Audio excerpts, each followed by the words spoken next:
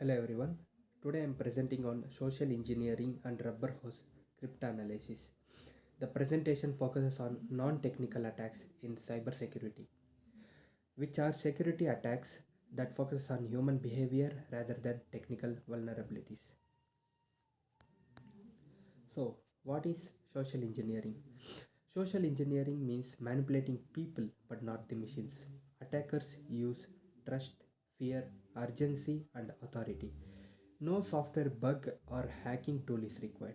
It is very common and dangerous because it bypasses security systems. Like it does not exploit technical flaws. Humans are easier to trick than machines. Many real world data breaches starts this way. So social engineering works because people trust others easily, especially when fear or urgency is involved. So let's move on to the common social engineering techniques.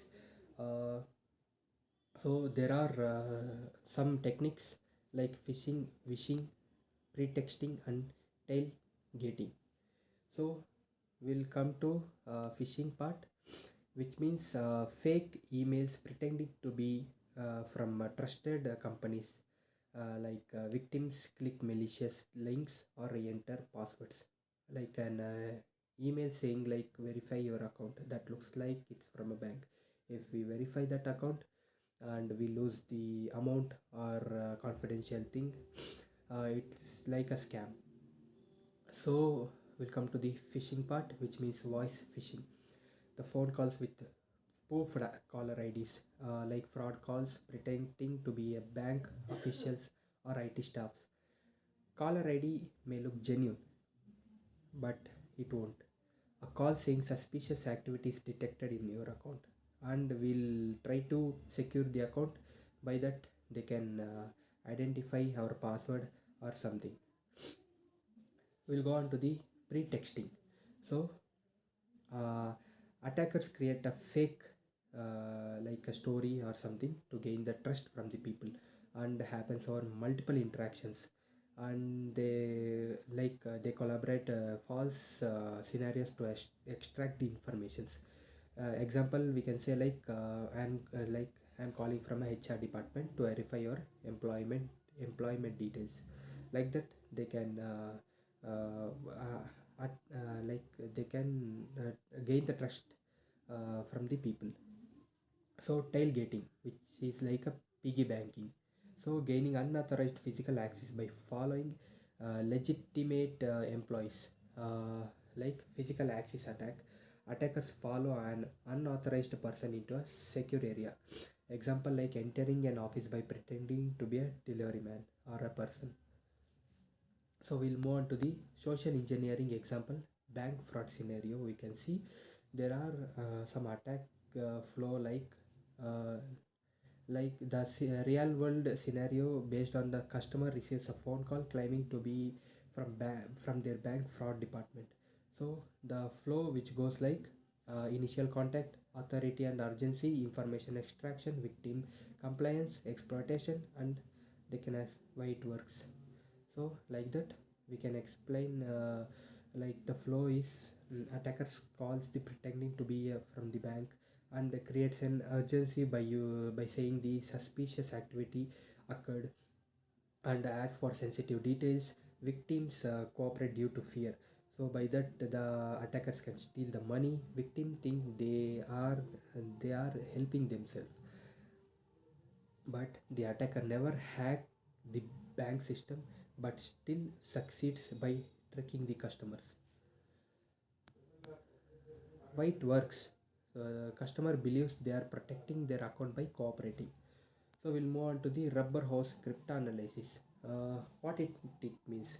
So it means forcing someone to reveal encryption keys, and it uses threats, pressure, and even strong encryption become useless if the key is revealed. So humans are the weakest link. Employees and administrations are the main targets. So no matter how strong the encryption is, if the password is revealed, security is broken. So we'll go see the example for the rubber hose, like a law enforcement scenario. Like a suspect is arrested with encrypted files containing evidence of crimes. So uh, uh, they apply the legal and psychological pressure, like threat of extra charges, solitary confinement, reduce the sentence offers, family pressures, like that. So the law enforcement cannot crack the encryption mathematically. They use legal authority and psychological pressure on them, and the outcome will be encryption strength becomes irrelevant, evidence is accessible. So real world reference is taken from the Apple FBI encryption case. Like FBI demanded Apple unlock an iPhone during terrorism investigation, arguing they needed to access encrypted data without the suspect's cooperation. So encryption is not broken technically, but defeated through pressure. So we'll move on to the why social engineering and rubber hose attacks works. So there are some key vulnerabilities, like human psychology or mathematics, which means that the peoples are predictable and vulnerable to manipulation. So the second one is uh, bypasses all technical securities, like firewalls and encryptions don't help if credentials are given. Uh, if we given the credentials and no use of protecting the details or confidential thing, it won't help also. And hard to defend technically. You can't patch human behavior like software. uh, it becomes strength for the attackers. Exploit trust and authority. So people obey banks, police and IT staffs. Like fear of consequences make people comply. So cost effective for attackers. So the attackers, they requires the low skills but has high success. So these attacks succeed because they target people, not the machines.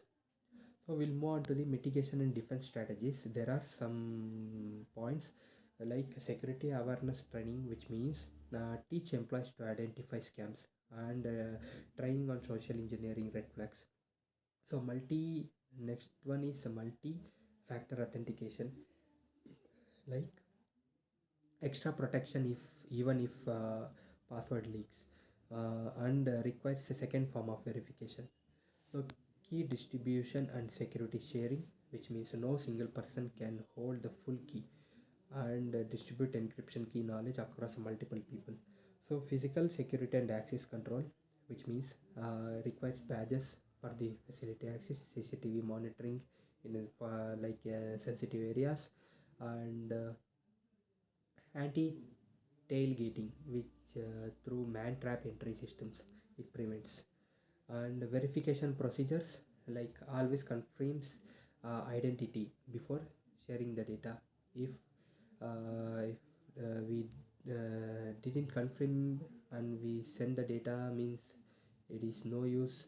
You can lose the information which you kept confidential.